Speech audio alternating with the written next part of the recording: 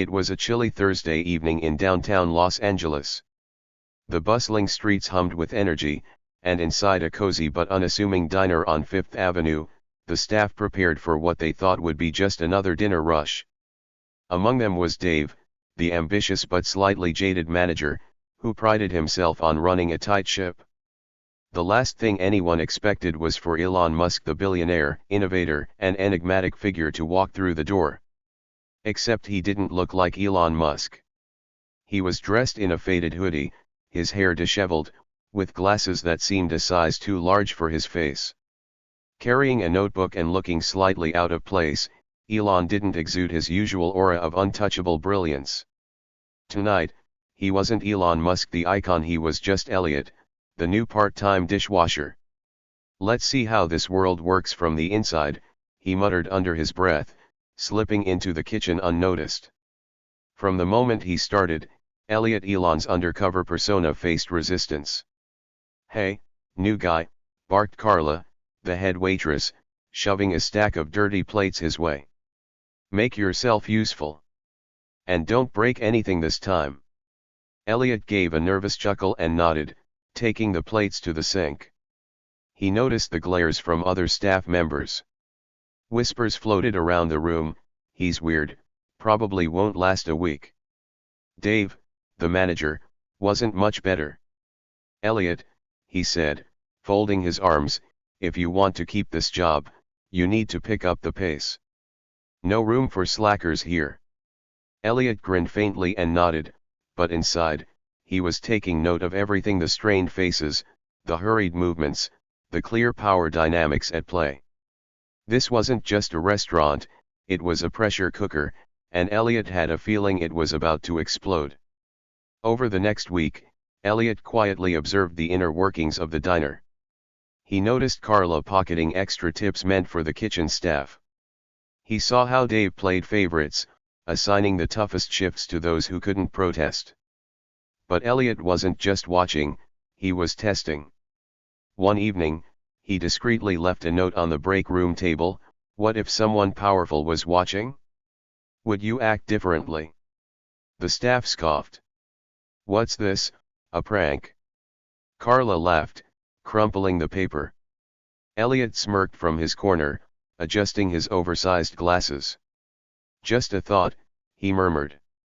It happened on a particularly chaotic Friday night. The diner was packed, orders were delayed, and tensions reached a boiling point. Carla snapped at a cook, and Dave barked orders so loudly that a few customers turned to stare. Suddenly, the lights dimmed, and a voice spoke through the restaurant's sound system. "Attention, everyone. It's time for some clarity." Gasps rippled through the room as Elliot stepped out from the kitchen. Except this time, he wasn't hunched over in his hoodie. His disguise was gone, revealing Elon Musk in his full, unmistakable presence. The room fell silent. Dave stammered, "Elon. I mean, Elliot." Elon smiled. "Surprise. I've been observing, and I have some thoughts." Over the next hour, Elon laid everything bare. He exposed the unfair practices, the lack of teamwork, and the toxic environment he'd witnessed. "This diner has potential," he said. "But it needs a leadership overhaul." By the end of the night, Dave and Carla were out. Elon promised the remaining staff better conditions, fair pay, and an opportunity to thrive. "This place will be a model for innovation," he declared. "Because even the smallest changes can make a big difference." As Elon left the diner for the final time, he glanced back and smiled. "Greatness doesn't come from titles or wealth. It comes from how we treat the people who make it all possible. Remember that."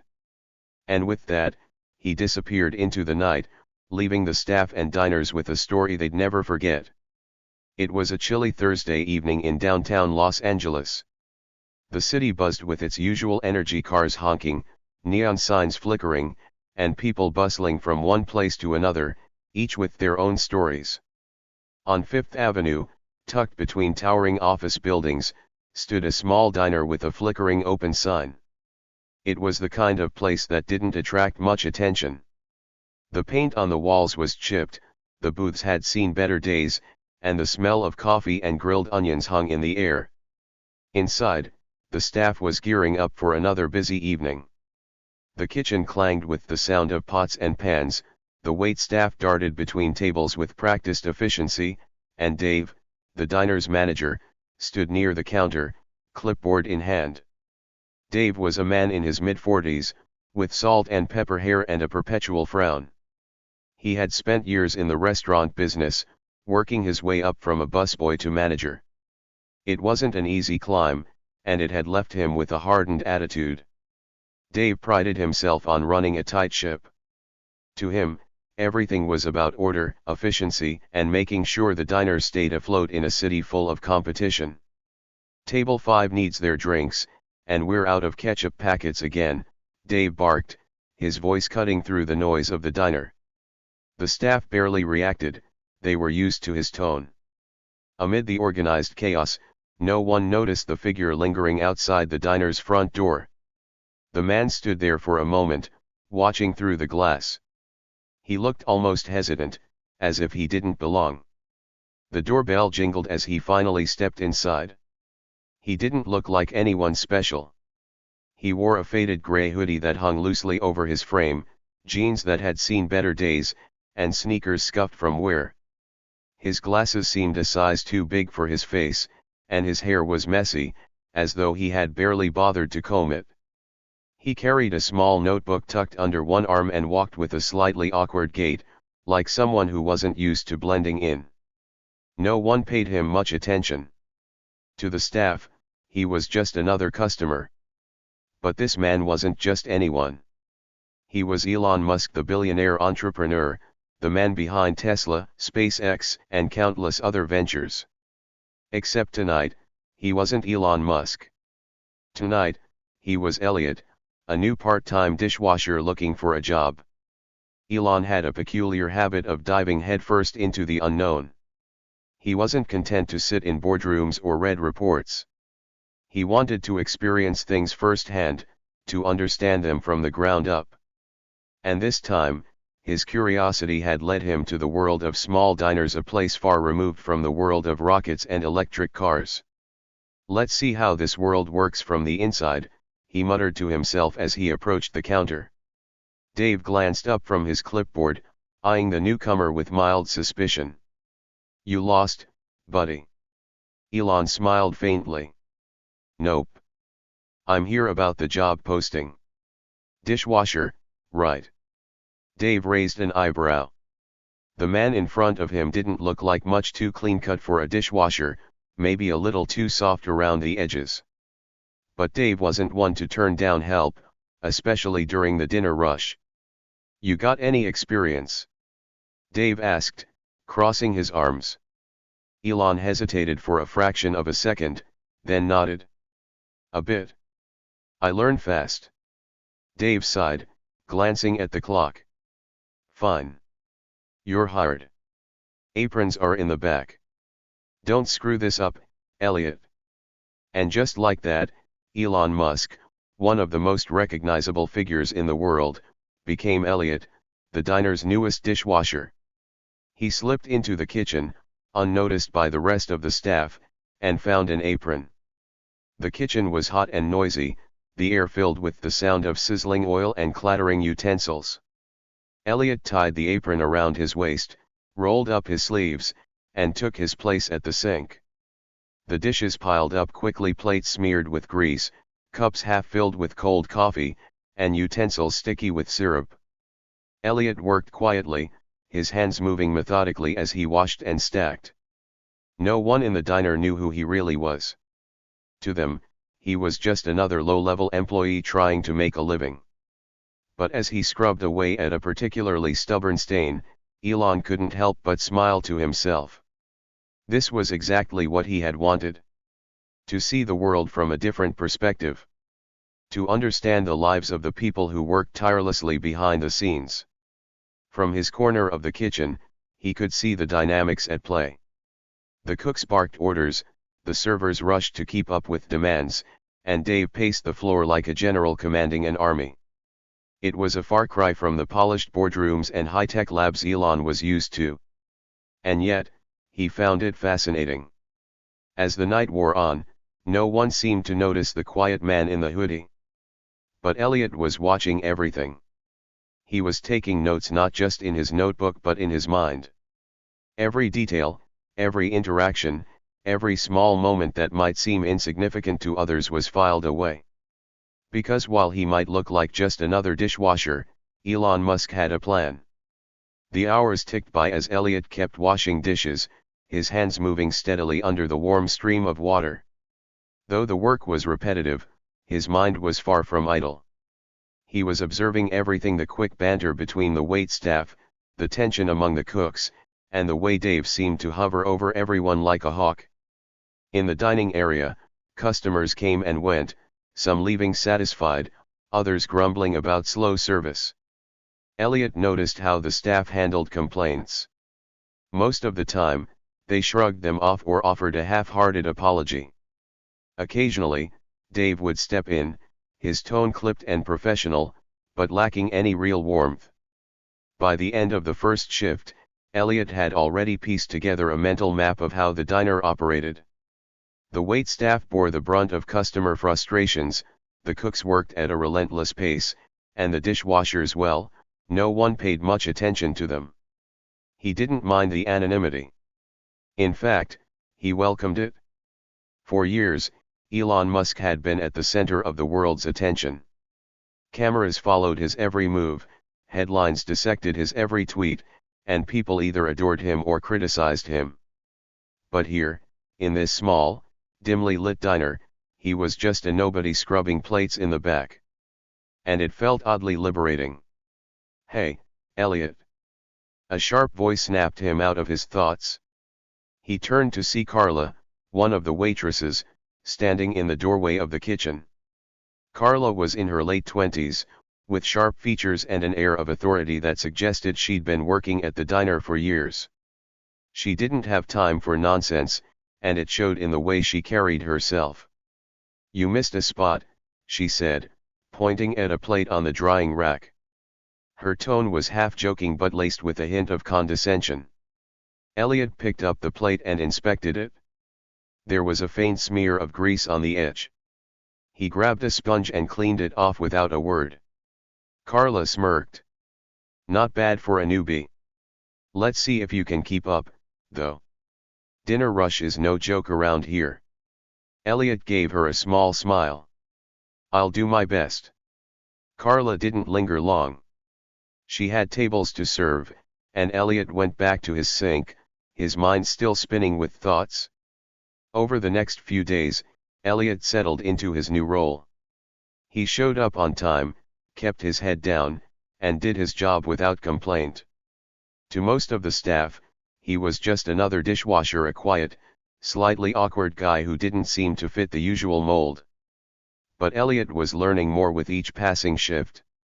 He noticed how Carla handled the customers with a mix of charm and efficiency, even when they were rude.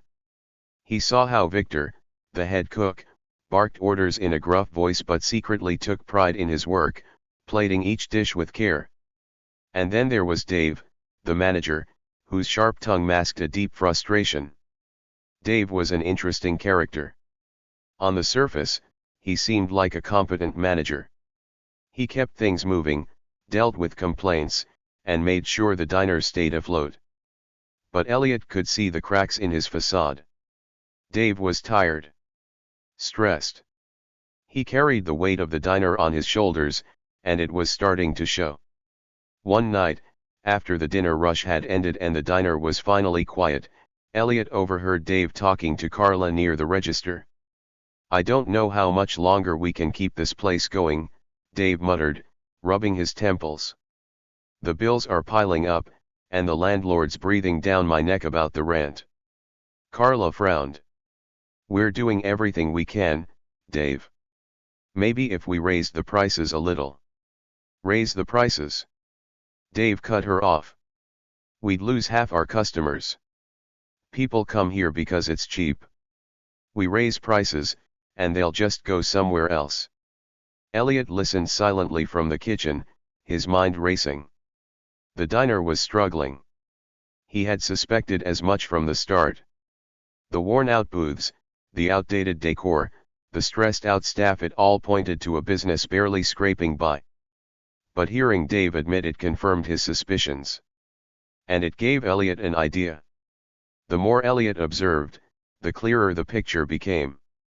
This wasn't just a diner, it was a microcosm of human dynamics.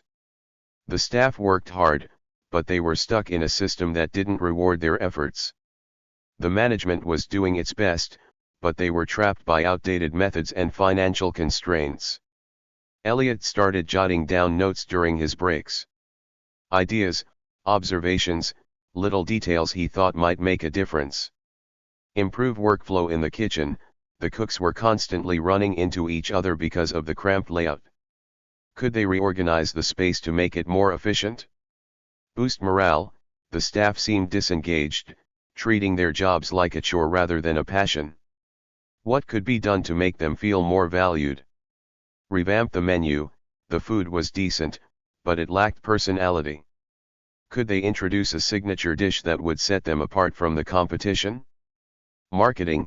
The diner had no online presence. In a city like Los Angeles, that was practically a death sentence. Elliot knew he couldn't reveal his true identity just yet. If he walked in as Elon Musk and started giving orders, it would change everything. People would treat him differently, and the authenticity of his observations would be lost. For now, he would stay as Elliot, the dishwasher. But behind the scenes, he was already planning something much bigger. One evening, the diner experienced one of its busiest nights yet. A local event had brought in a wave of customers, and the staff was struggling to keep up. The kitchen was a flurry of activity, with Victor shouting orders, the waitstaff darting back and forth, and Elliot working overtime at the sink to keep the dishes from piling up. At one point, Carla stormed into the kitchen, her face flushed with frustration. "We're out of clean plates again," she yelled. "I'm working on it," Elliot replied calmly, his hands moving quickly as he rinsed and stacked. "Well, work faster," Carla snapped, before rushing back out to the dining area. Elliot didn't take it personally. He knew the pressure Carla was under. But he couldn't help but think about how the situation could be improved. If the diner had better communication, a more efficient workflow, and maybe even an extra dishwasher during peak hours, nights like this wouldn't be so chaotic. As the night wore on, Elliot's resolve grew stronger. This wasn't just about understanding the world of small diners. It was about making a difference. And he was determined to do just that. From the very first shift, it was clear Elliot wasn't going to have an easy time fitting in. The moment he tied on his apron and stepped into the kitchen, the air around him seemed to shift. It wasn't hostile, exactly, but it wasn't welcoming either. "Hey, new guy." Carla's sharp voice cut through the clatter of pots and pans. She marched into the kitchen with a tray full of dirty dishes balanced precariously on one hand. Without breaking stride, she shoved the stack toward Elliot, her other hand already grabbing an order ticket. "Make yourself useful," she said briskly, her tone edged with impatience. "And try not to break anything this time." Elliot blinked, caught off guard. "This time?" Carla snorted. "You look like the type." She didn't wait for a response before disappearing back into the dining area. Elliot chuckled to himself, shaking his head. He grabbed the dishes and turned to the sink. As he rolled up his sleeves and began scrubbing, he could feel the weight of eyes on him. The other kitchen staff, cooks, prep workers, and the second dishwasher, Marco, exchanged knowing glances. They didn't bother hiding their whispers. "Who is this guy?" one of the cooks muttered. "Looks like he's never worked a day in his life," said another. "Bet he's gone by next week," Marco added with a smirk. Elliot kept his head down, scrubbing a particularly greasy plate. He didn't respond, didn't defend himself. Instead, he let the words roll off his back. Because he wasn't here to make friends. He was here to understand. If the kitchen staff's jabs weren't enough, Dave, the diner's manager, seemed determined to keep Elliot on edge. Dave was everywhere at once, pacing the floor, shouting orders, and pointing out every little thing that went wrong. His voice had a way of cutting through the noise, sharp and precise, like a knife slicing through tension. "Elliot," Dave barked, standing at the kitchen door with his arms folded. Elliot looked up from the sink. "Yes." "You're too slow," Dave said bluntly. "Dishes are piling up, and we don't have time to wait for you to catch up. If you want to keep this job, you need to pick up the pace. No room for slackers here." "I understand," Elliot replied, nodding. He increased his speed, though not so much that he compromised the quality of his work. But Dave wasn't done. "And keep your area clean. I'm not running a charity here. This is a business, and you're part of the team. Act like it." Elliot's faint smile didn't waver, but inside, he was filing away every word, every detail. He noticed how Dave's tone wasn't just stern, it was strained. The man was carrying more than just the weight of running the diner. The tension didn't stop with Dave. Every interaction in the diner seemed to carry an undercurrent of frustration. The cooks grumbled about the servers messing up orders. The servers complained about the cooks being too slow. Everyone had something to say about Dave's management style, though never to his face. And then there was Marco, the other dishwasher, who took every opportunity to remind Elliot of his place. "Hey, newbie," Marco said one night, leaning against the sink as Elliot scrubbed away at a mountain of plates. "You ever think about how this job isn't for everyone? Takes a special kind of patience to deal with this crap." Elliot glanced at him, sensing where the conversation was heading. "It's not so bad." Marco laughed, a short, sharp sound. "Not so bad. Give it a week. You'll be begging to quit. Unless Dave fires you first. He's not exactly known for keeping rookies around." Elliot just smiled and kept washing. Marco's attempts to rattle him didn't land, but they painted a clear picture. This wasn't a place where people thrived, it was a place where they survived. Over the next several days, Elliot began to notice the deeper cracks in the diner's foundation. The issues weren't just about personalities or tempers, they were systemic. The kitchen was a constant whirlwind of activity, but the workflow was chaotic. The space was cramped, forcing people to bump into each other as they worked. Orders got mixed up frequently, leading to arguments between the cooks and the servers. The staff turnover was another problem. Almost every day, someone mentioned a former employee who had walked out or didn't last long. It was clear the diner was struggling to hold onto its people. And then there was the equipment. The dishwasher was ancient, sputtering and groaning with every cycle.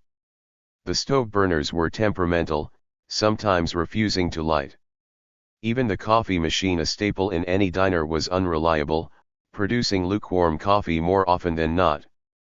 Elliot didn't just see these problems, he felt them. He felt the frustration of the cooks trying to work in a cramped space, the exhaustion of the servers running back and forth, and the pressure Dave carried as he tried to keep everything from falling apart. But what struck Elliot the most was the lack of communication. Everyone seemed to be operating in their own bubble, focused solely on their tasks and grievances. No one seemed to take a step back to see the bigger picture. One night, during a particularly busy dinner rush, the tension reached its peak. The diner was packed, with every table full and more customers waiting at the door. The kitchen was a flurry of activity, the air thick with heat and noise. Orders were flying in faster than the staff could keep up. "Where's table 7's order?" Carla shouted as she burst into the kitchen. "It's coming." Victor, the head cook, snapped back, his face glistening with sweat. "You try working with this stove." Carla rolled her eyes and muttered something under her breath before rushing back out. At the sink, Elliot worked faster than ever, his hands moving in a blur as he scrubbed, rinsed, and stacked. But it wasn't enough. "Elliot!" Marco shouted, pointing at a growing pile of dirty dishes. "You're falling behind." "I'm working as fast as I can," Elliot replied, his voice calm but firm. "Not fast enough," Marco shot back. The tension in the kitchen was palpable, a storm brewing just beneath the surface. And then, it happened. A loud crash echoed through the diner as a tray of glasses hit the floor. Carla stood frozen, her face a mix of shock and anger. Dave stormed out from the back office, his expression thunderous. "What the hell is going on out here?" he demanded. The room fell silent, except for the hum of the old dishwasher. Carla pointed at Victor. "If the kitchen could get their act together, maybe this wouldn't happen." Victor threw up his hands. "Oh, so it's my fault now? Maybe if you stopped nagging us every 5 seconds." "Enough." Dave's voice cut through the chaos like a knife. He turned to Elliot, who had stopped mid-scrub. "And you? Stop standing around and do your damn job." Elliot met Dave's gaze, his calm demeanor unwavering. "I am doing my job. But this isn't just about me. The system isn't working." For a moment, the entire kitchen froze. Everyone stared at Elliot, the unassuming dishwasher, as his words hung in the air. Dave opened his mouth to respond, but then he hesitated. Something about Elliot's tone, steady, measured, and oddly confident, made him pause. Elliot went back to scrubbing dishes, the tension in the room slowly dissipating. But the moment left an impression. Because for the first time, someone had said what everyone else was too afraid to admit. The diner wasn't just struggling. It was breaking. And Elliot had a plan to fix it. The tense moments of that chaotic evening replayed in Elliot's mind as he walked home under the dim glow of Los Angeles streetlights. The diner wasn't just a workplace, it was a microcosm of human struggle, filled with overworked staff, outdated systems, and a general lack of empathy. And yet, it was also a place full of potential, a puzzle waiting to be solved. Elliot had taken on this role not out of necessity but out of curiosity. He wanted to understand how the real world functioned beyond boardrooms and innovation labs. But now, he wasn't just observing, he was immersed in the fray, living the daily grind of the working class. The next morning, Elliot arrived early, determined to make sense of the chaos that had unfolded the night before. The staff filed in one by one, their faces heavy with exhaustion. Carla was the first to arrive, slamming her handbag on the counter before tying on her apron. Marco sauntered in next, yawning loudly as he exchanged a curt nod with Carla. Victor and his assistant, Jose, entered the kitchen, muttering something about the stove's broken burner. Elliot stood quietly in the corner, watching. He noticed the little things, the way Carla's shoulders tensed whenever Dave walked by, how Marco always managed to avoid the dirtiest jobs, and how Victor's frustration seemed to boil just beneath the surface. But more than that, Elliot noticed the unspoken dynamics. There was no trust, no camaraderie. Everyone worked in their own silo, focused solely on their tasks and quick to shift blame when things went wrong. It wasn't long before Dave stormed in, clipboard in hand. "All right, team," he barked, "we've got another busy day ahead, so let's get it together. Carla, focus on table turnover. Victor, I need you to pick up the pace in the kitchen." And Marco. Dave's eyes landed on Elliot, who was already scrubbing yesterday's leftover pans. "Elliot, make sure you're not slowing us down again." Elliot nodded, hiding a smile. Dave's tone was as sharp as ever, but there was something else in his eyes, something that looked almost like hesitation. The next few days passed in a blur of activity. Elliot continued to work quietly, scrubbing dishes and taking mental notes. He rarely spoke unless spoken to, but his presence didn't go unnoticed. One afternoon, Carla caught him staring at the outdated order system, a clunky tablet that frequently froze during peak hours. What are you looking at? She snapped, hands on her hips. Elliot turned to her, his expression thoughtful. Just wondering if there's a better way to organize this. Carla laughed, a harsh, humorless sound. Yeah, well, unless you've got a couple grand lying around for new equipment, don't bother. Elliot shrugged. Sometimes it's not about money. It's about finding better methods. Carla rolled her eyes. You're full of ideas for someone who barely keeps up with dishes. She walked away, muttering something under her breath about dreamers. Meanwhile, Marco seemed determined to test Elliot's patience. Hey, newbie, Marco said one evening, tossing a rag in Elliot's direction. Why don't you mop the floor while you're at it? Or is that too much for you? Elliot didn't respond immediately. He finished rinsing a plate and set it aside before turning to Marco. Sure, he said evenly, grabbing the mop. Marco's smirk faltered. He seemed almost disappointed that Elliot hadn't taken the bait. One night, as the last customers trickled out and the staff began closing duties, Elliot found himself alone in the kitchen with Dave. The manager was hunched over a pile of invoices, his brow furrowed in frustration. Elliot, wiping down the counters, hesitated for a moment before speaking. Rough day, he asked casually. Dave glanced up, startled. He seemed to weigh his response before sighing. Every day's rough, he admitted, rubbing his temples. This place, it's like holding a leaky ship together with duct tape. No matter what I do, something's always going wrong. Elliot nodded, his expression sympathetic. It's not easy being the captain. Dave snorted. Captain? Feels more like I'm the janitor, cleaning up everyone's messes. He leaned back, eyeing Elliot curiously. You're a quiet one, you know that. Most new guys don't last long enough to notice anything, let alone ask questions. Elliot smiled faintly. Sometimes, you learn more by listening. Dave's lips twitched in what might have been the ghost of a smile, but he didn't say anything further. The real turning point came during a weekend dinner rush.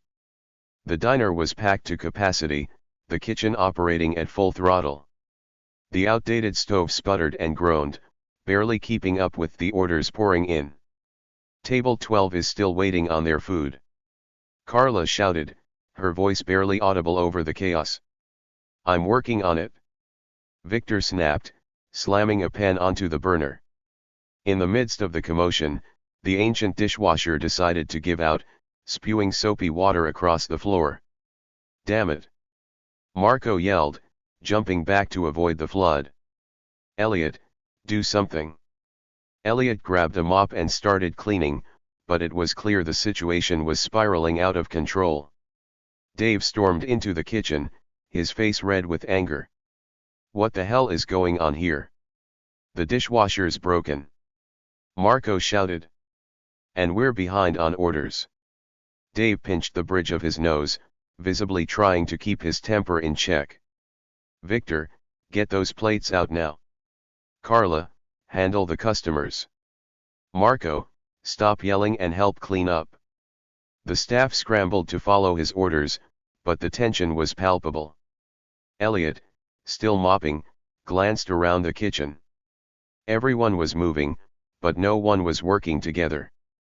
Dave, Elliot said quietly, his voice cutting through the noise. The manager turned to him, his expression a mix of irritation and exhaustion. What? This isn't working, Elliot said simply. You're trying to fix the symptoms, but the problem is the system itself.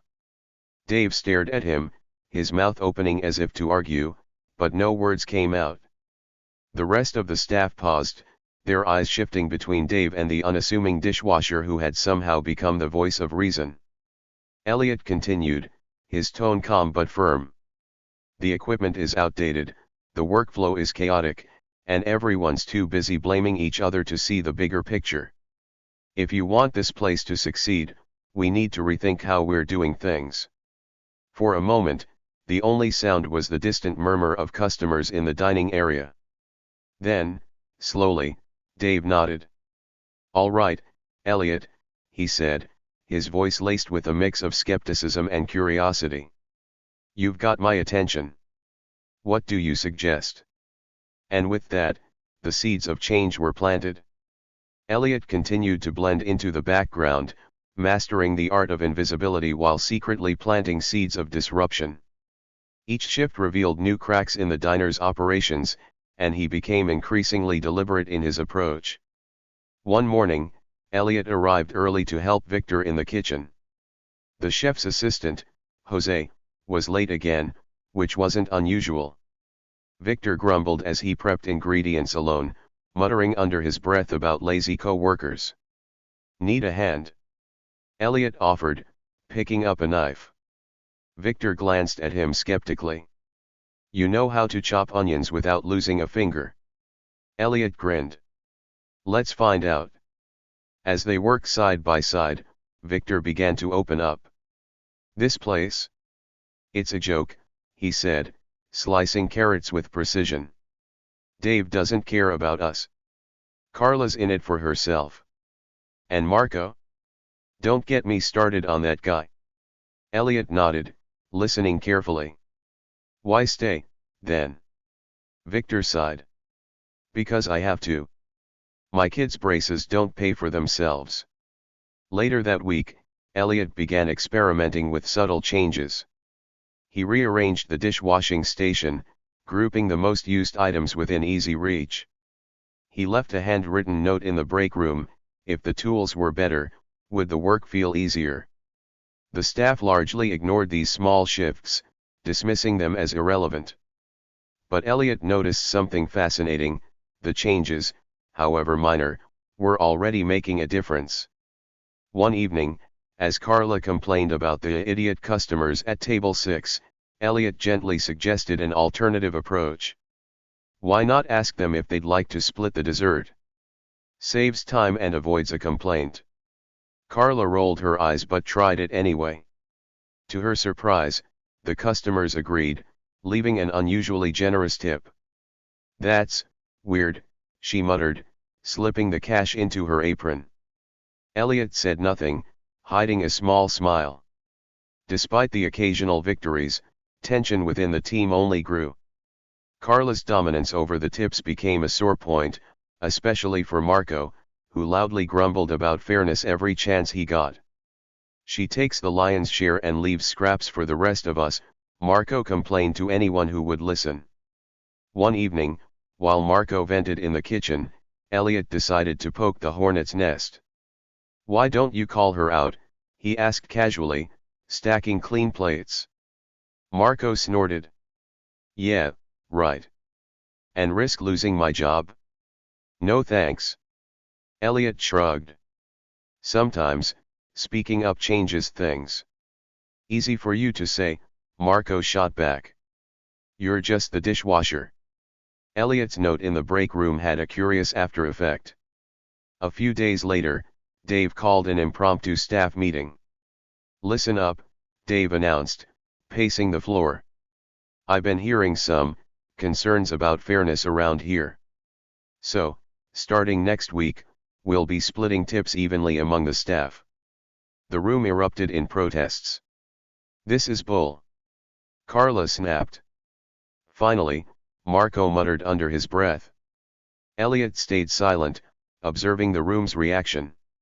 While Carla fumed, Victor and Marco exchanged glances, and Jose, who had finally shown up on time, nodded in quiet approval. The change didn't solve everything, but it was a start. And Elliot had planted the idea without anyone realizing. As the days passed, Elliot grew bolder in his quiet mission. He started keeping a small notebook, jotting down observations between tasks. Carla's tendency to skim tips wasn't the only problem. Dave's favoritism created deep divisions among the team, and the outdated equipment made everyone's job harder. One night, while wiping down the counter, Elliot overheard a heated conversation between Dave and Carla. "You're pushing them too hard," Carla hissed. "Victor's already threatening to quit." Dave scoffed. "Let him. He's replaceable." The words sent a ripple of unease through Elliot. If Dave truly saw his staff as disposable, the diner's problems ran deeper than he had anticipated. During a particularly busy dinner rush, Elliot decided to run a small experiment. Instead of sticking to his usual station, he moved around the diner, quietly assisting where needed. He helped Victor plate dishes faster, cleared tables for Carla, and even filled water glasses when Marco disappeared for a smoke break. By the end of the night, something strange had happened. The team had functioned more smoothly than usual. "Good shift tonight," Victor remarked, wiping his hands on his apron. "Yeah, weird," Carla agreed, though she didn't look thrilled. Elliot didn't say a word, but he noted the subtle shift in their attitudes. The next day, Elliot implemented another small change. He rearranged the dry storage room, labeling shelves and grouping items by frequency of use. "Who did this?" Carla demanded, pointing at the newly organized shelves. "Me," Elliot admitted. Carla frowned but didn't argue. By the end of the shift, she was using the system without complaint. Everything came to a head one Saturday night, the diner's busiest evening of the week. A large party of customers arrived without a reservation, throwing the kitchen into disarray. "We're out of steak," Victor shouted. "Why wasn't it restocked?" Dave bellowed. As the chaos unfolded, Elliot calmly stepped in. He suggested alternative menu options to the servers, streamlined the plating process for Victor, and even offered a free dessert to appease the disgruntled customers. By the end of the night, the crisis had been averted, but the staff was visibly shaken. "What just happened?" Carla asked, sinking into a chair. Elliot looked around the room, his gaze steady. "What happened is what always happens. Chaos. And we've been surviving it instead of fixing it."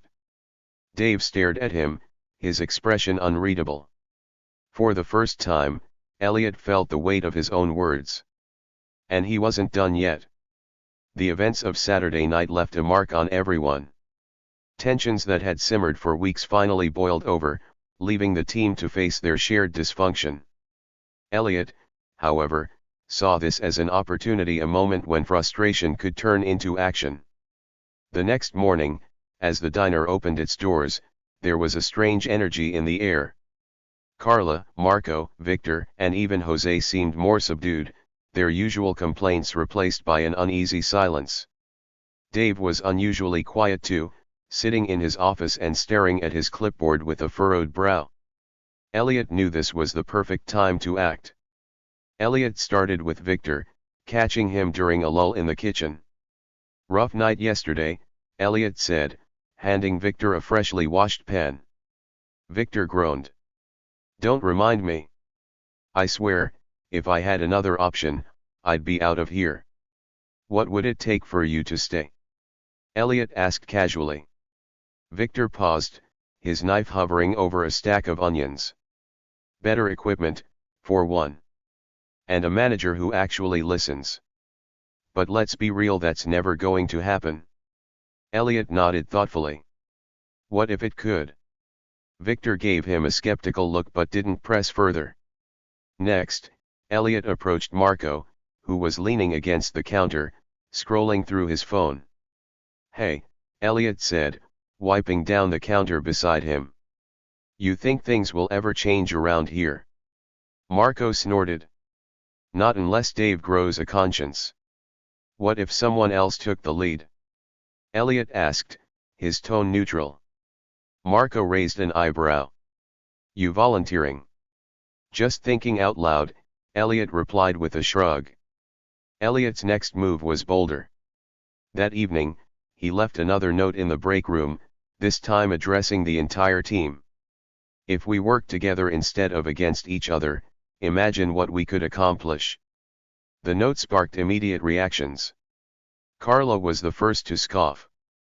"Who writes this crap?" she said, tossing the paper onto the table. Marco picked it up, reading it aloud with exaggerated drama. "Wow, so inspiring. Whoever wrote this should write fortune cookies." But Victor didn't laugh. Maybe they've got a point, he said quietly, surprising everyone. Yeah, right, Carla retorted. Like teamwork's going to fix broken equipment and a useless boss. Still, Marco said, scratching his head, things did run smoother last night, even with the chaos.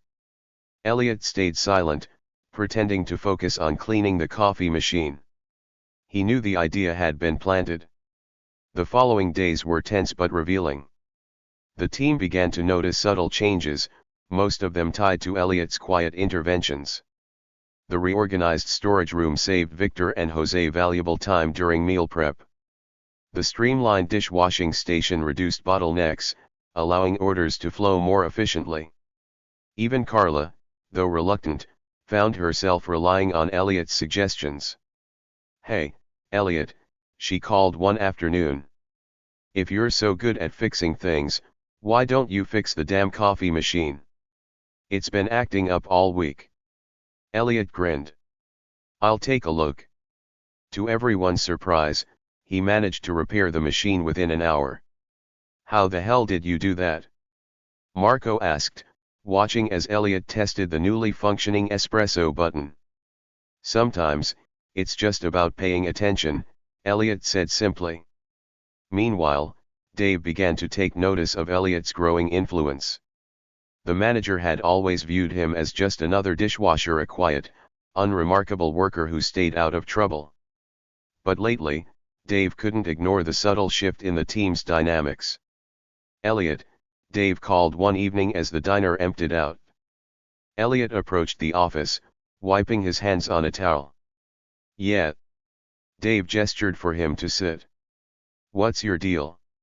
Elliot tilted his head. "What do you mean?" "You've been different," Dave said, choosing his words carefully. "You're not just doing your job. You're fixing things, making suggestions. It's like you're trying to run the place."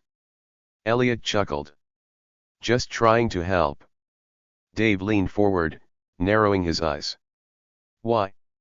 What's in it for you?" Elliot met his gaze evenly.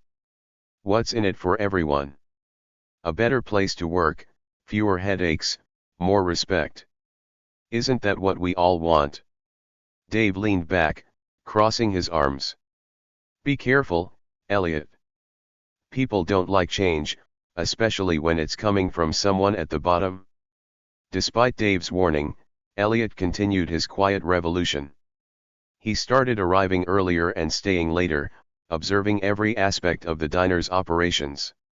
He noticed patterns in the chaos, rush times when the staff was stretched too thin, bottlenecks in the kitchen workflow, and customer complaints that could have been easily avoided. One evening, as the staff gathered for a quick break, Elliot decided to speak up. "Can I say something?" he asked, his voice calm but firm. The room fell silent. Even Carla stopped scrolling through her phone. "We all know this place has problems," Elliot began.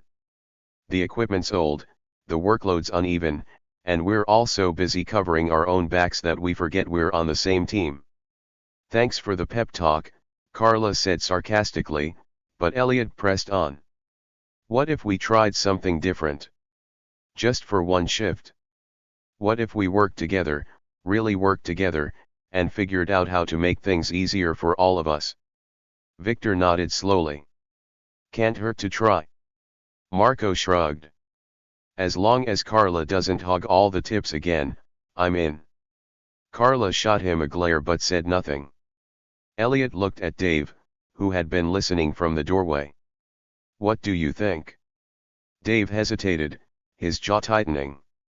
Then, with a reluctant nod, he said, "All right. One shift. But don't come crying to me if it doesn't work." The next shift was unlike any the diner had seen before. Elliot took charge, assigning roles based on each person's strengths. Victor focused on cooking, Jose prepped ingredients, and Marco handled drinks and side orders. Carlo managed the floor, while Elliot floated between stations, solving problems as they arose. To everyone's surprise, the shift ran smoothly. Orders were delivered on time, customers left satisfied, and even the usual bickering was kept to a minimum. By the end of the night, the team was exhausted but oddly energized. "Not bad, newbie," Carla admitted grudgingly. "Yeah," Marco added, clapping Elliot on the back. "You might actually know what you're doing." Dave watched from his office, his expression unreadable. The air in the diner grew still, heavy with shock and disbelief. For a moment, no one moved. Carla's jaw dropped, and Victor's knife slipped from his hand, clattering onto the cutting board. "Elon Musk," Marco whispered, blinking as if his eyes were playing tricks on him. Elon no longer. Elliot stood in the center of the room, his commanding presence undeniable. His casual hoodie was gone, replaced by a sharp blazer and an air of confidence that made everyone in the room take notice. "Yes, it's me," Elon began, his voice calm but firm.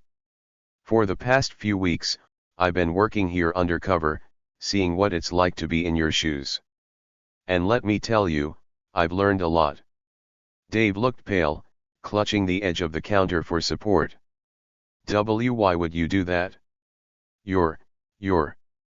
"Exactly," Elon said, cutting him off with a wave of his hand. "I'm me. A billionaire. An innovator.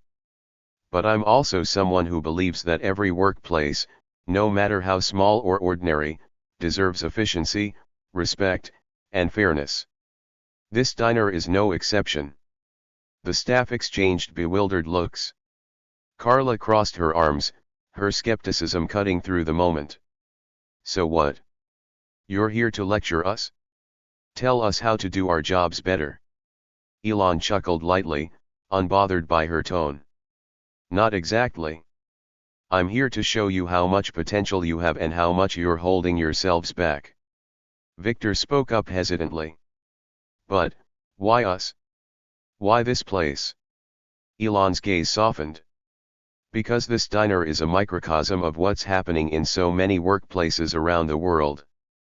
People working hard but being held back by inefficiency, mismanagement, and a lack of trust. Fixing a place like this might seem small, but small changes lead to big ripples." Marco snorted nervously. "So what now? Are you going to fire us all and replace us with robots?" Elon raised an eyebrow, a playful smirk tugging at his lips. "Not yet."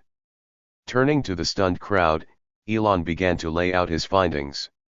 "Let's start with the obvious," he said, pacing slowly. "Carla, you're efficient, but your leadership style, if we can call it that, alienates your team. They don't trust you because you're more focused on control than collaboration." Carla opened her mouth to protest but closed it just as quickly, glancing away. "Victor," Elon continued, shifting his attention. "You're an incredible cook, but the tools you're working with are outdated. No one can do their best work with equipment that's falling apart." Victor nodded, a hint of relief washing over his face. "And Dave," Elon said, his voice growing sharper. The manager flinched. "You've let this place run on autopilot, turning a blind eye to issues until they explode. Leadership isn't about shouting orders. It's about setting the tone, solving problems, and empowering your team." Dave's cheeks flushed, but he didn't argue. Elon took a deep breath, letting his words settle before continuing. "This diner isn't just a workplace, it's a system. And like any system, it only works when all its parts function together. So here's what's going to happen." He pointed to the corner of the room, where a stack of papers rested on a counter. "I've already drafted a new operational plan. It includes upgrades to your kitchen equipment, better scheduling practices, and a fairer tip-sharing system. But none of that will matter if you don't change how you work as a team." Carla raised a hand cautiously. "And, what if we don't?" Elon smiled, his eyes twinkling with a mix of challenge and encouragement.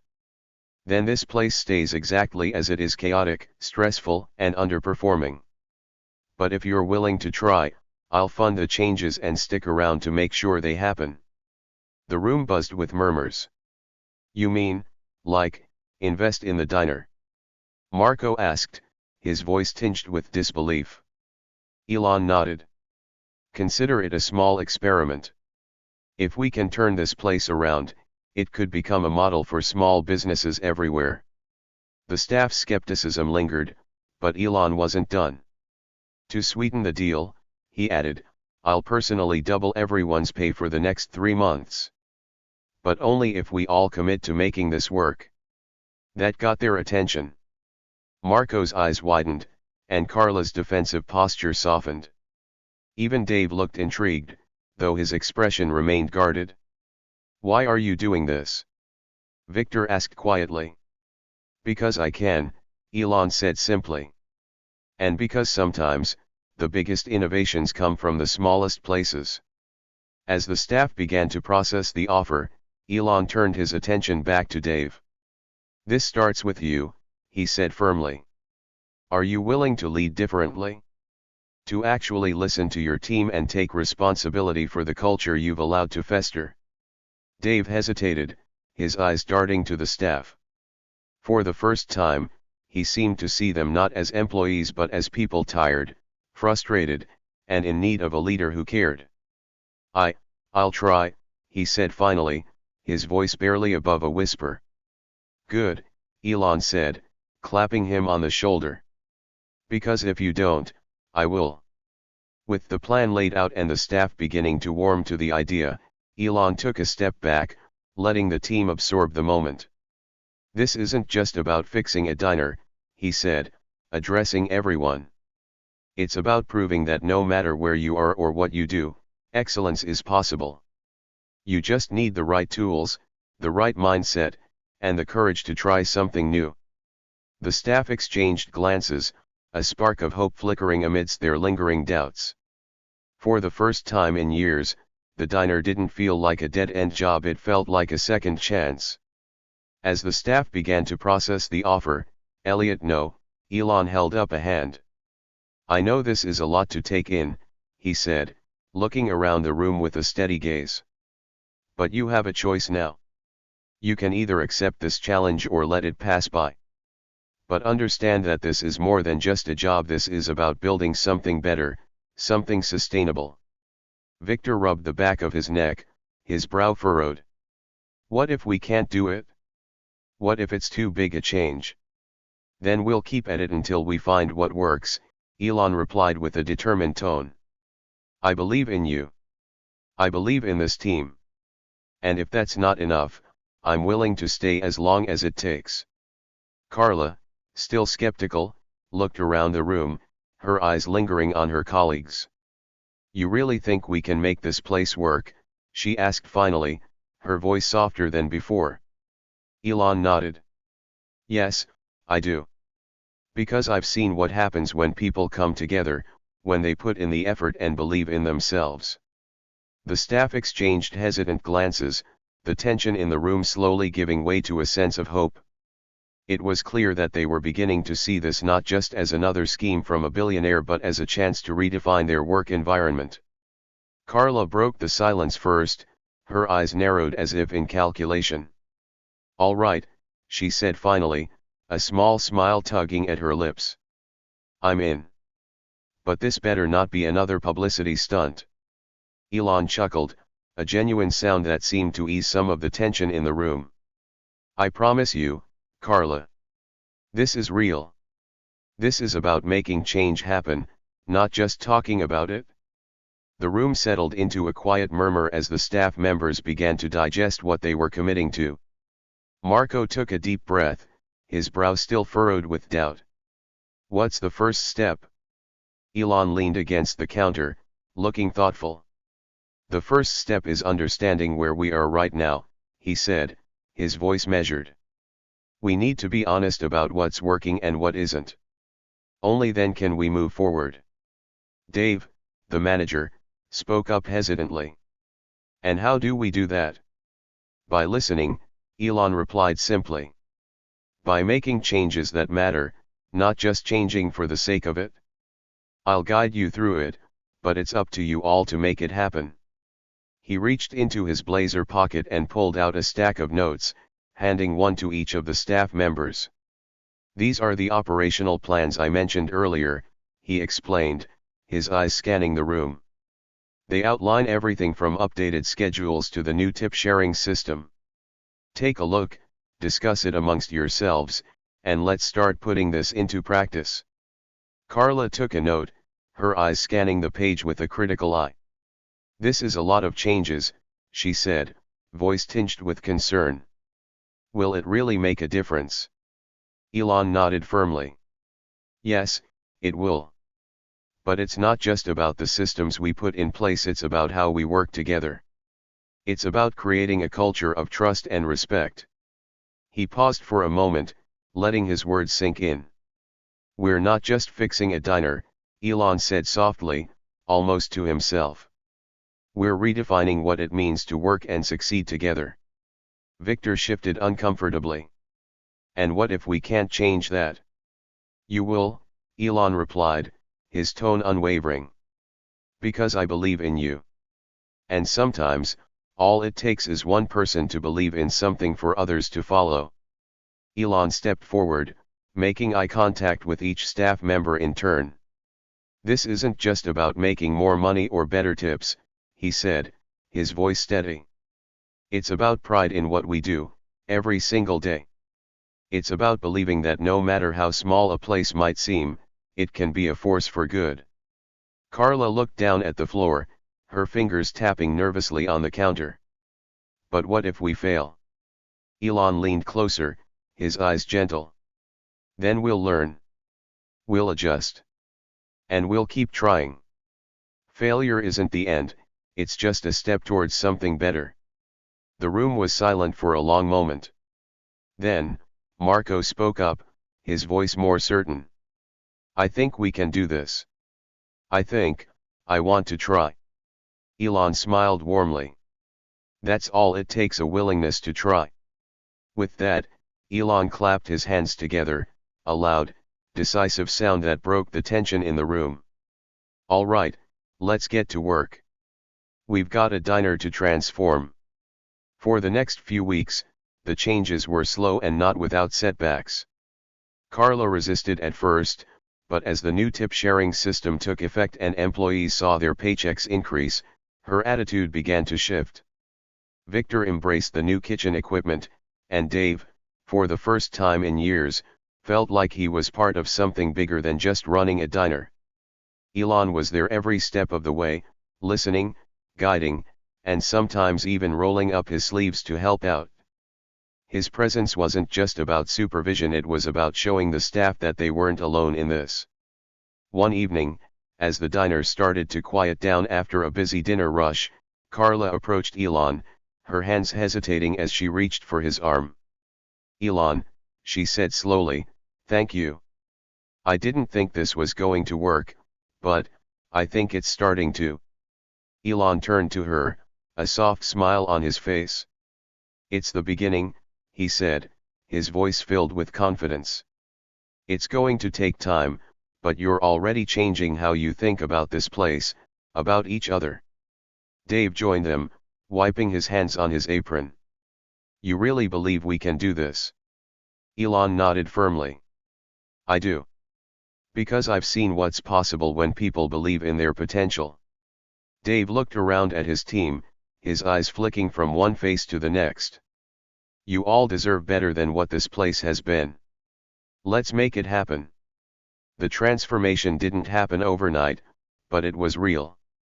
Slowly, the diner became a place where people felt valued, where work didn't just feel like a job, it felt like a calling. The tensions faded, replaced by camaraderie and pride in what they were building together. On a warm Tuesday morning, a month after Elon's reveal, the staff gathered in the break room, buzzing with excitement. "So, what's next?" Carla asked, her tone hopeful. Elon leaned back in his chair, his eyes gleaming with purpose. "Next," he said, "is about taking what we've learned here and sharing it. We're going to turn this diner into a beacon for change in small businesses everywhere." Marco grinned, leaning forward eagerly. You mean like a franchise? Elon shook his head, his expression serious. No, not quite. I mean taking the principles of what we've done here: teamwork, communication, respect, and showing other places how to implement them. That's how we make a real difference. Dave nodded, his expression thoughtful. But how do we start? By showing the world what's possible, Elon replied, standing up and pointing towards the door. One step at a time.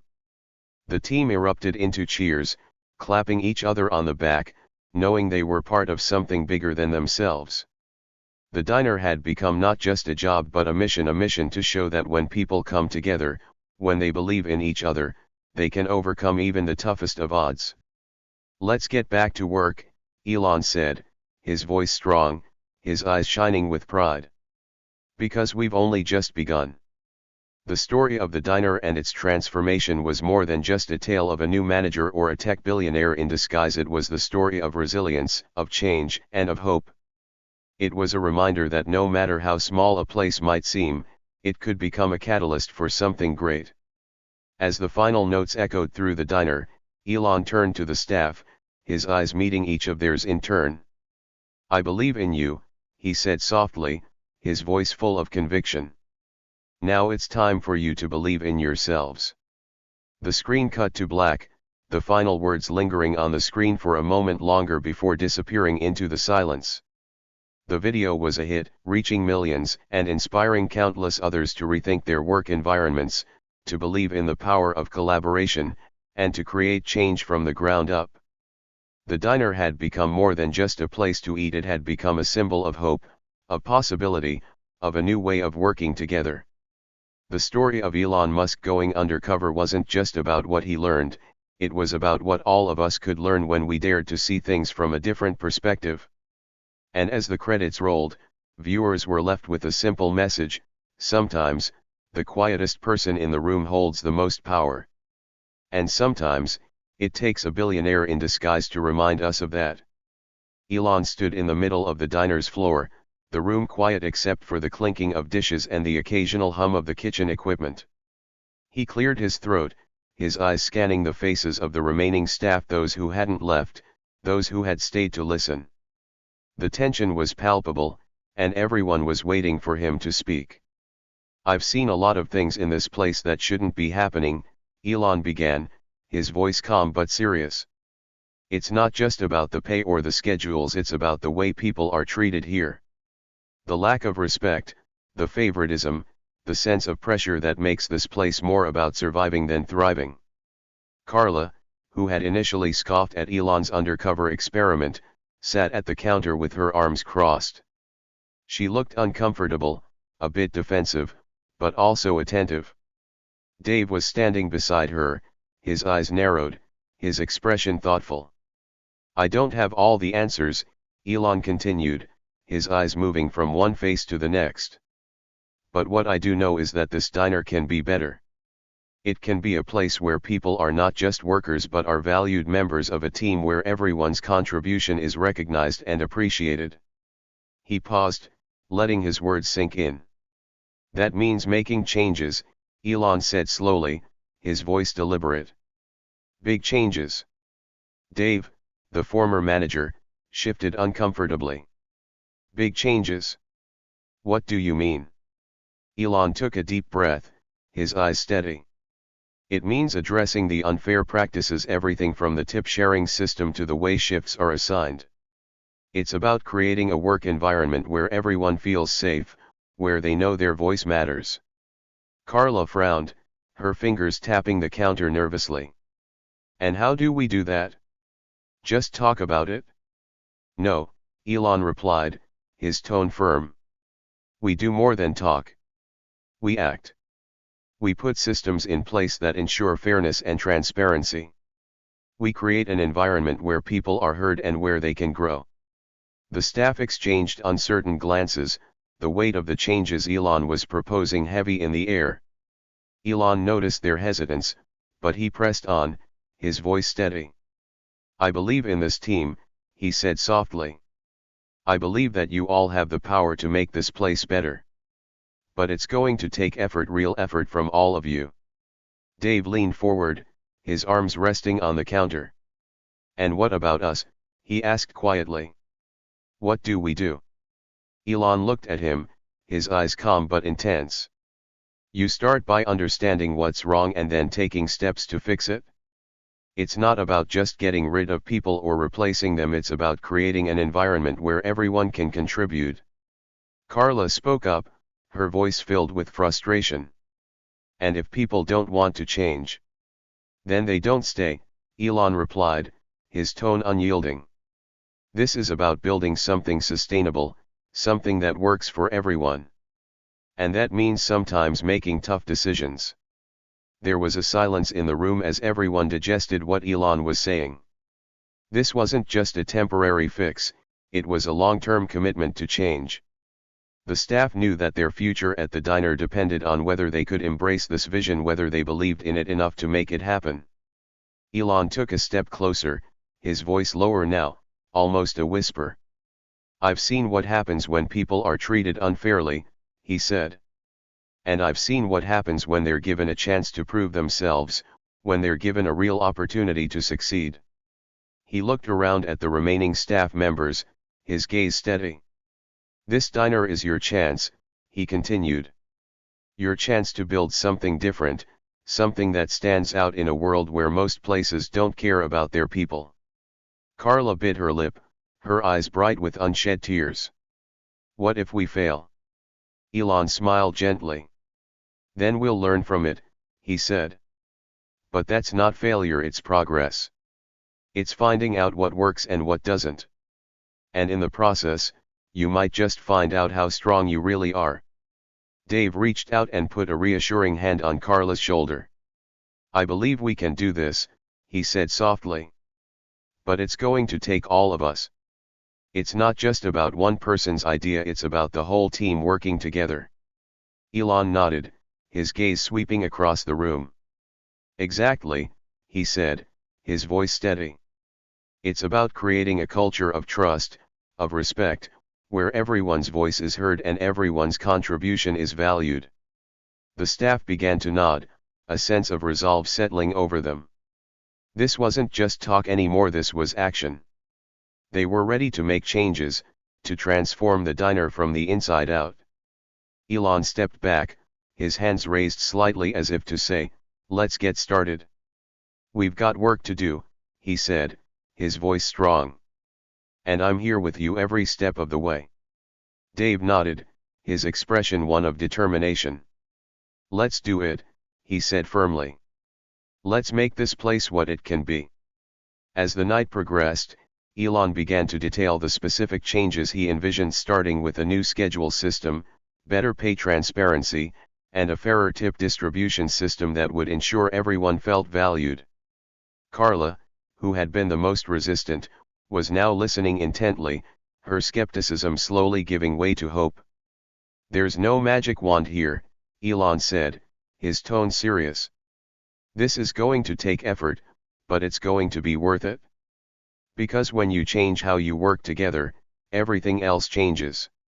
The staff agreed to meet again the next day to lay out the specifics of the new plans, to brainstorm solutions to problems they'd been facing for years.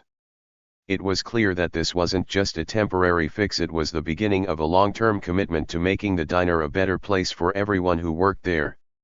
By the end of the night, it was clear that Elon's words had struck a chord with the staff. The once cynical employees were now eager to make changes, to prove that they could turn the diner around. The plan was simple but ambitious, to transform the diner into a model for how small businesses should operate, a place where fairness and respect were the standard, not the exception. Elon knew it wouldn't be easy. There would be bumps along the way, obstacles to overcome, but he was confident in the team's ability to adapt, to learn, and to grow.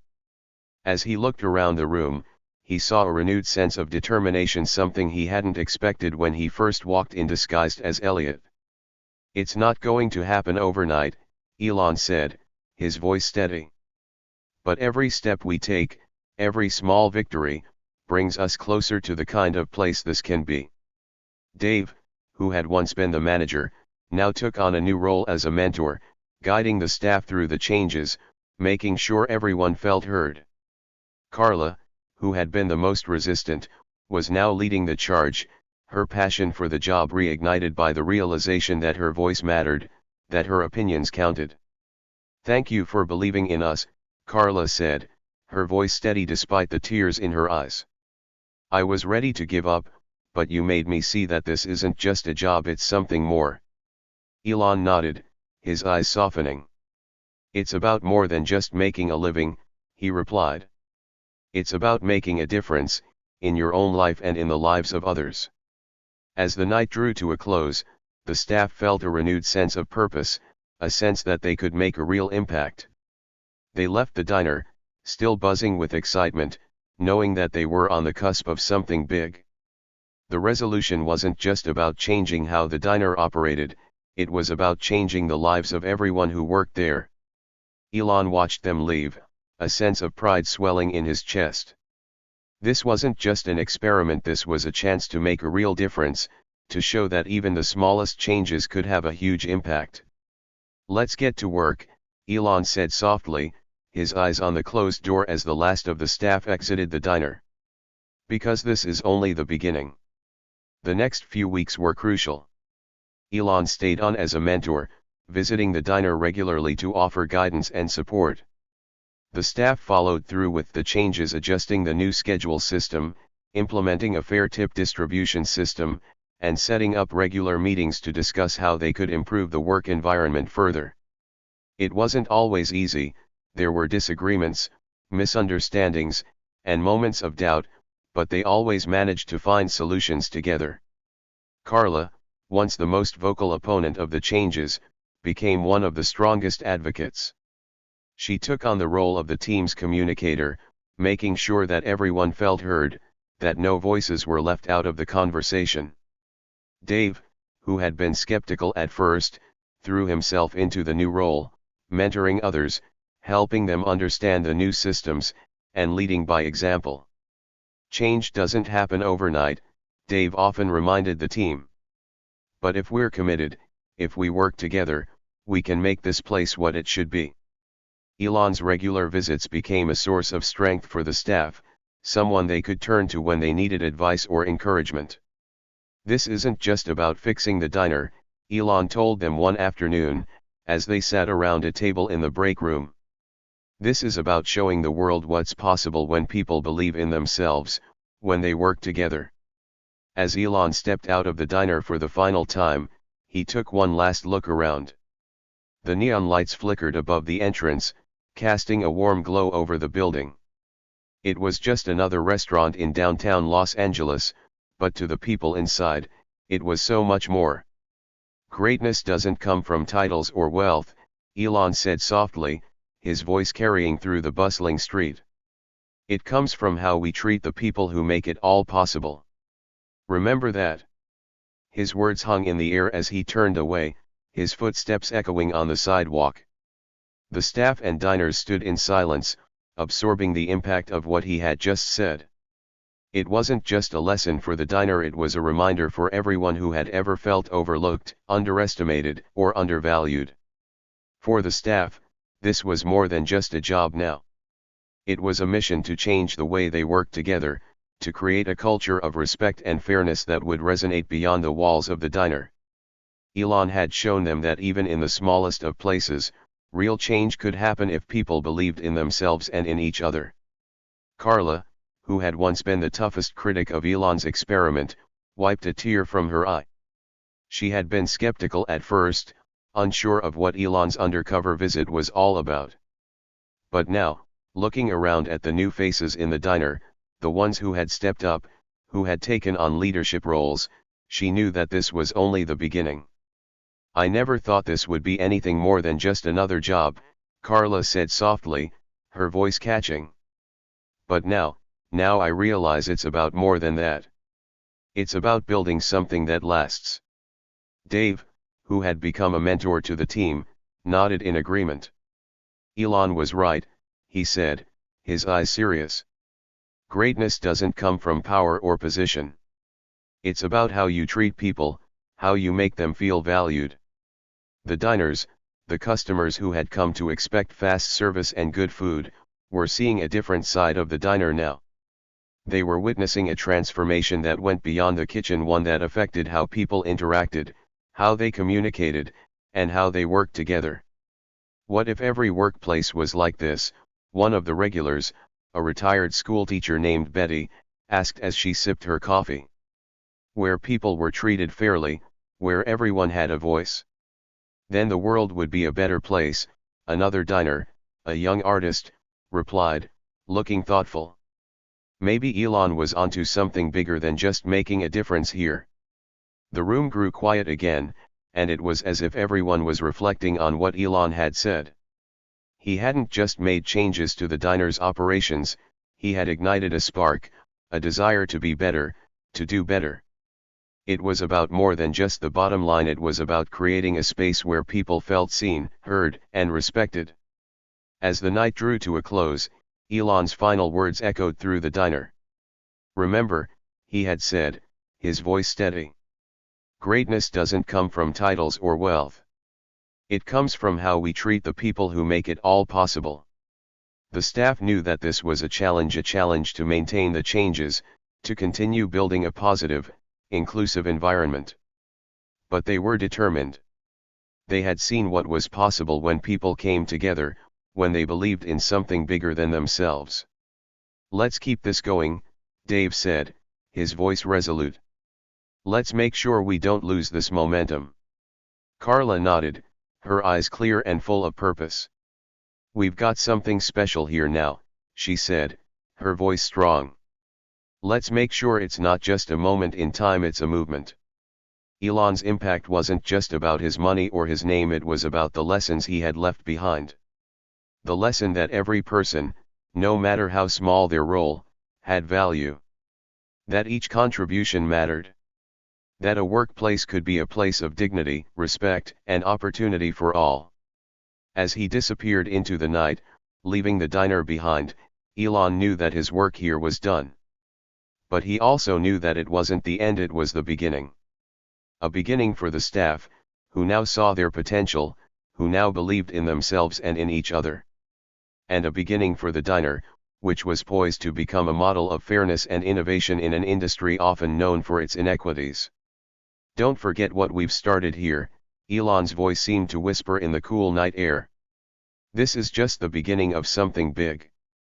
And with that, the diner slowly settled back into its regular routine, cleaning up, locking doors, counting out tips. But for the staff, for the diners who had witnessed the transformation, there was a sense of hope, a sense that things could change, that they could make a difference. It was a reminder that even in the smallest places, with the smallest actions, real change was possible.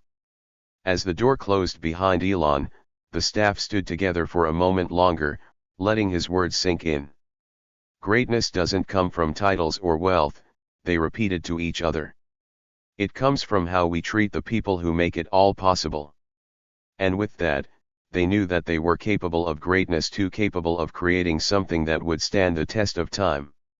Let's get to work, Dave said, his voice steady and strong. Because this isn't the end, it's just the beginning. As they left the diner, the staff and the regulars felt a renewed sense of purpose. They knew that the changes they had made were just the start, that there was still more to do. But they were ready to face the challenges ahead, ready to build a workplace where everyone felt valued, where everyone's contributions were recognized. Elon's visit had been a catalyst, a reminder that even the smallest of gestures could make a big impact. And as the doors closed behind them, the staff knew that they would never forget the night the billionaire walked through the door as Elliot, the new part-time dishwasher. Greatness, Elon had said, comes from how we treat the people who make it all possible. It was a lesson they would carry with them, a lesson that would guide them as they continued to transform the diner and, by extension, themselves. As the final customer walked out, the lights above the diner flickered once more, and the room seemed to hold its breath, waiting for the next chapter. Because this wasn't just a story about a diner, it was a story about what happens when people believe in change, when they believe in each other. And as Elon disappeared into the night, he knew that his work here was done, but he also knew that the real work was just beginning for the people he had left behind. Greatness doesn't come from titles or wealth, he had said, his voice echoing through the still night air. It comes from how we treat the people who make it all possible. It was a lesson they would never forget. As the door swung closed behind him, Elon Musk knew that the impact he had made was greater than he had initially anticipated. His time as Elliot had been a success not because he had exposed the problems, but because he had inspired the staff to take ownership of the changes that needed to be made. The diner wasn't just a restaurant anymore, it was a place where people felt empowered, where they knew their voices mattered. For the staff, the reflection on that night was bittersweet. They had faced tough conversations, hard choices, but they had come out on the other side stronger, more united. They were ready to continue the work, to ensure that the diner remained a place of fairness and respect, no matter what. As the night continued on, the diner settled back into its regular rhythm. But the staff knew that things had changed for good. They weren't just employees anymore, they were a team, committed to creating a positive, inclusive environment. And as the regulars came in for their morning coffee, they couldn't help but notice the difference, the renewed energy that seemed to infuse the diner. "Thank you for believing in us," Carla said, her voice breaking as she looked around at her co-workers. "Thank you for making me see that we can be better, that we can do better." Elon's words had been a turning point, a reminder that even the smallest actions could lead to big changes. And as the last of the staff left the diner, they knew that they had the power to keep this momentum going. "Let's not forget what we've accomplished," Dave said, his voice filled with pride. "Let's keep this place going, keep it growing, keep it becoming the place we always knew it could be." And as the diner closed for the night, the staff left with a sense of hope, of purpose. They knew that their journey wasn't over, that the real work was just beginning. But they were ready for it, ready to prove that they were capable of greatness, capable of making a real difference in their community and beyond. "Greatness," Elon had said, as he walked away, his voice steady and strong, "comes from how we treat the people who make it all possible."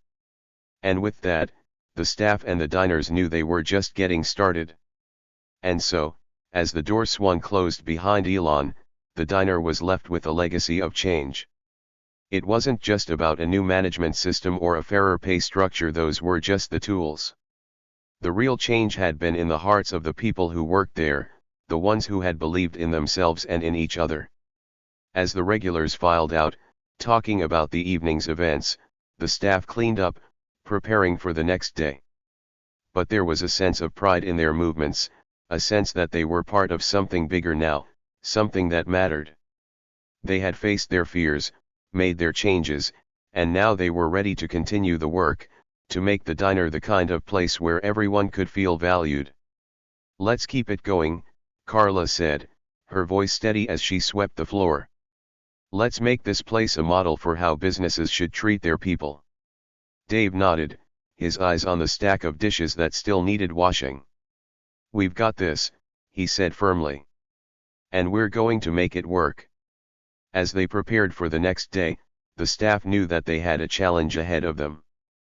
But they also knew that they had the strength, the unity, to overcome it. And with Elon's final words echoing in their ears, they felt ready to take on whatever came next. "Greatness doesn't come from titles or wealth," Elon had said, his voice a reminder that true success was about how people treated each other. As the last light flickered out over the diner, the staff knew they were on the right path, a path to a brighter, fairer future. And as the sun rose on a new day, the diner was ready to face it, ready to continue building the kind of workplace that Elon had believed in, the kind of place where greatness wasn't just a word, it was a way of life. "Let's get to work," Dave said, his voice strong, his eyes focused. "Because we've only just begun." And with that, they all knew that they had a journey ahead of them, one that would take effort, patience, and determination. But as they walked back inside the diner, they knew that they were ready for it, ready to show the world what was possible when people believed in each other and in the power of change. Greatness doesn't come from titles or wealth, Elon's words seemed to echo in the air as they settled in for another day of work. It comes from how we treat the people who make it all possible. The diner was ready to become more than just a place to eat, it was ready to become a beacon of hope, a place where people could see the potential for change, no matter how small. And with that, the staff got to work, knowing that they were on the path to something truly great.